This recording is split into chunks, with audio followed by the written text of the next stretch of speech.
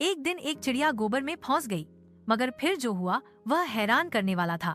एक चिड़िया थी, उसका नाम नीली था। एक दिन की बात है कि नीली चिड़िया एक गाय के पास बैठी थी और दाने चुग चुग कर खा रही थी। अचानक गाय ने गोबर कर दिया और नीली चिड़िया उस गोबर में दब गई। वह उड़ नहीं सकी। इसी दौरान एक कुत्ता वहां से गुजरा। चिड़िया ने कहा, भाई कुत्ते, मुझे गोबर से निकाल दो।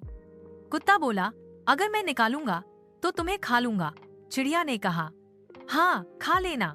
कुत्ता चिड़िया को गोबर से बाहर ले आया। चिड़िया बोली, मुझे धो तो लो, फिर खा लेना। कुत्ता उसे नलके पर ले गया और साफ पानी से धो दिया। अब कुत्ता उसे खाने लगा तो चिड़िया ने कहा, जरा सुखा तो लो, फिर खा लेना। कुत्ता चिड़िया को धूप में रख कर बैठ गया। थोड़ी देर में चिड़िया के पर सूख गए और वह फौरन उड़ गई। कुत्ता मुंह देखता रह गया। सब अकल, होशियारी और वक्त पर बात करने वाला हमेशा बच निकलता है।